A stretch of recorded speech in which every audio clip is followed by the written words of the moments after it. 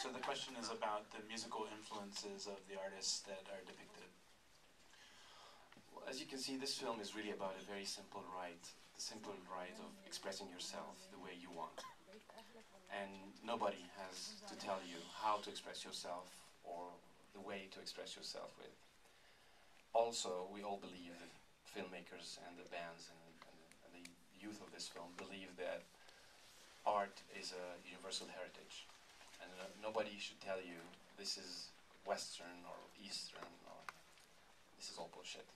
Art is universal and it should always stay universal. And it's up to you to choose the form that you want to express your art with. So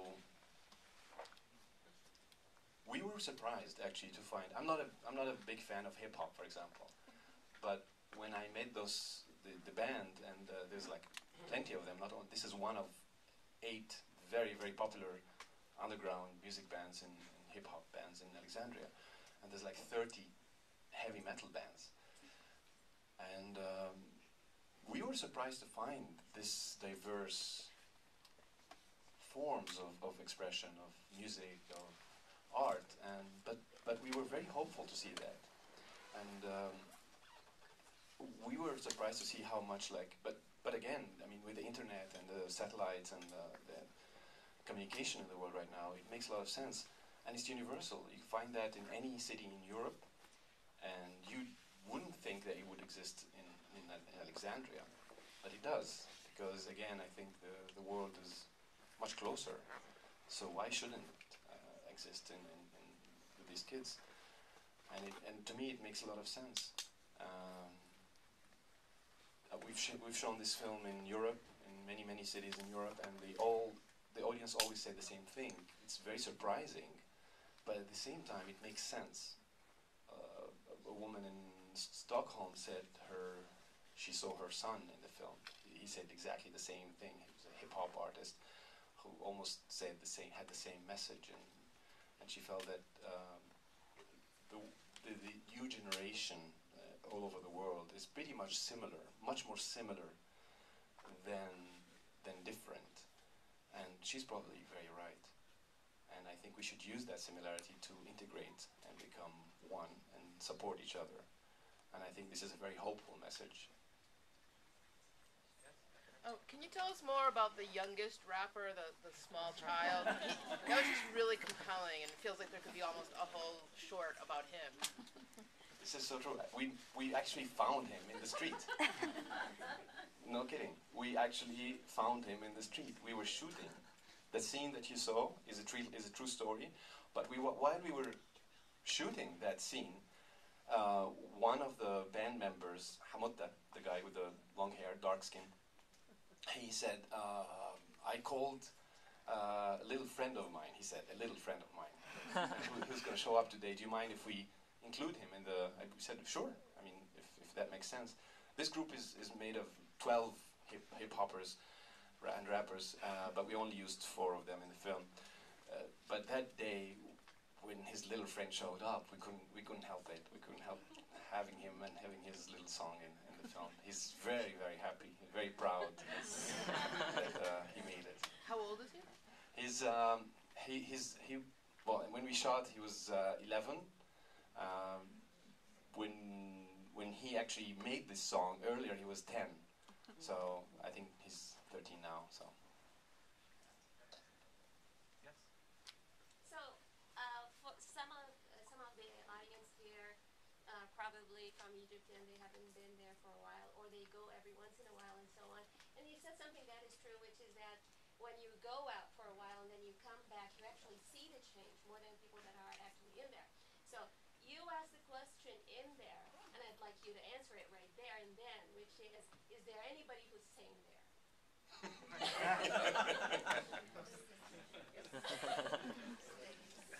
What is sanity?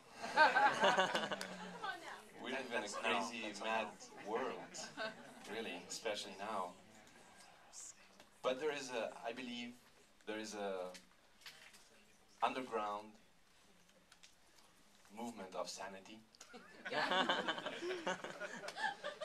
And I think we touched it somewhere in this film.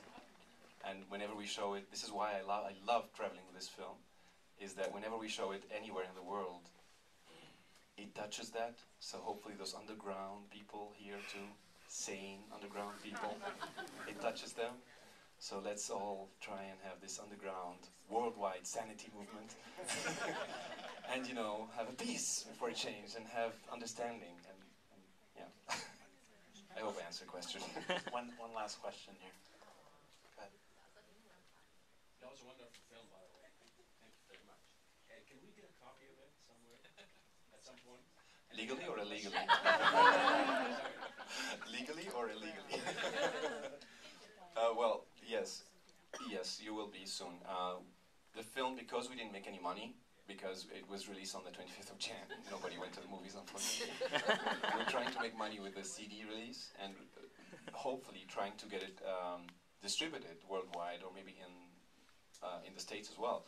So we formed, since we really have a problem with monopoly and monopoly of distribution all over the world from the Middle East and Arab-speaking films, we don't have such thing called international sales for our films, surprisingly, except in France, because French people and a lot of directors have had some work with a lot of French sponsors before, but surprisingly, Arabic-speaking films, with all those Arabic-speaking people all over the world, in the States, in Europe, we don't have international sales. So, after the revolution, we were thinking about it before.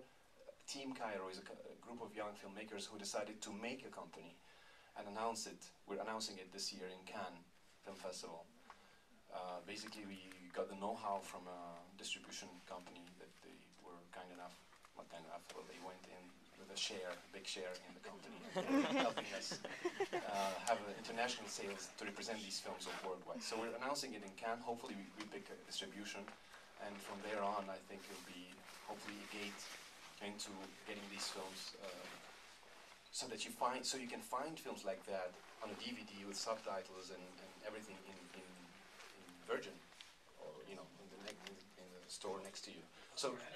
No. I'll let this young woman ask. This is kind of along the same lines. We were wondering about how the movie was received in Egypt and like the Middle East in general. Well, nobody really saw the movie. they preferred to be in Tahrir Square, which I can't blame them. Yeah, as you said, it was very funny to see on the tweeting, on the timeline and tweets, and everybody's like, go to Tahrir, people are going to get killed, you have to go to protect all those kids and everything. And then some were like, guys, microphones released, anybody going there tonight? So, of course, it didn't work. So,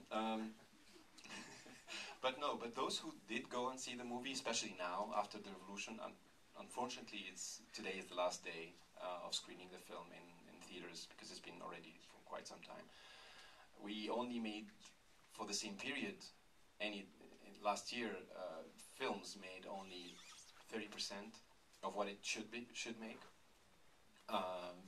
But for those who saw the movie, they actually called the movie, some people called it the Revolution movie, although it was made before the revolution. But it had a lot of sense, and as I said, the artists knew, even subconsciously. In the Arab world, in Tunis, surprisingly again, we got the Best Film Award in the festival just before the revolution in Tunis. So we got the Best Film Award. That was the first award we get. The first screening in an Arab-speaking country was Tunis. Again, all those amazing dates with this film and the revolutions. And it's, of course, the Tunisian revolution that inspired the Egyptians to start their own revolution. So we got the Best Film Award in Tunis, Best Editing in Dubai, Best Arabic Film in Cairo Film Festival just before the revolution. And then the release was 25th of Jan. So had this film been screened, I think worldwide, I think it would have got a very good reception, except that with all the revolutions, it's not really working. I can't blame them. Well, thank you so much for coming and supporting the film.